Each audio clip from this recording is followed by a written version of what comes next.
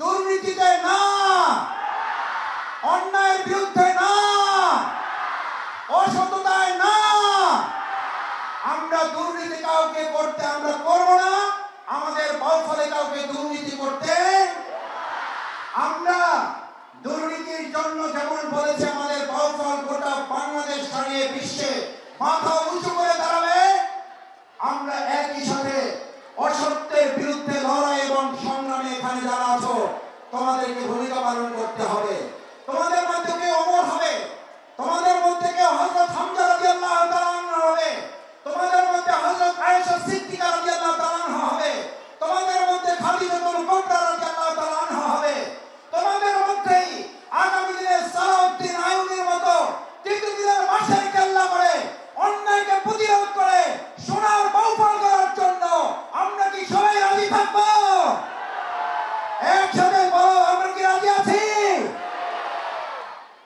আমার প্রিয় শিক্ষার্থী, আমার সম্মানিত শিক্ষক মন্ডলী, আমি সেই প্রসঙ্গে তিনটা আবদার আপনাদের কাছে করে, আবদার আহ্বান না, তিনটা আবদার করে আমার কথা শেষ করে আমার প্রিয় শিক্ষার্থীদের হাতে আমরা উৎসাহিত করার জন্য, অনুপ্রাণিত করার জন্য, আমরা তাদেরকে সম্মানিত করার জন্য আগামী দিনের প্রধানমন্ত্রী, রাষ্ট্রপতি, সচিবালয় পরিচালনায়, বাইতুল মোকাররম মসজিদ পরিচালনায় তাদের কাছে পৌঁছাবার জন্য আমরা তোমাদের হাতে ক্রেশ তুলে দেব। এই ক্রেশ তোমাদেরকে শুধু একটা ক্রেশ না, এই ক্রেশ তোমাদের কাঁধে একটা বোঝা আমরা চাপিয়ে দিচ্ছি। এই বোঝা বহন করার জন্য তোমাকে অধিক মাত্রায় পড়াশোনা করতে হবে।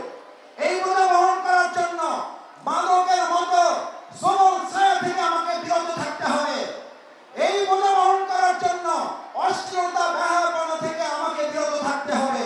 এই বোঝা বহন করার জন্য আমার শিক্ষকের দোয়া পাওয়ার চেষ্টা করতে হবে। এই বোঝা বহন করার জন্য আমার মা বাবার পায়ের নিচে, মায়ের পায়ের নিচে ভেস, আমার সেই মা বাবার কথা শুনে তার অনুগত থেকে তার পায়ের নিচের ভেস্টের উপযোগী হিসাবে নিজেকে গড়ে তোলার দায়িত্ব তোমাদেরকে গ্রহণ করতে হবে।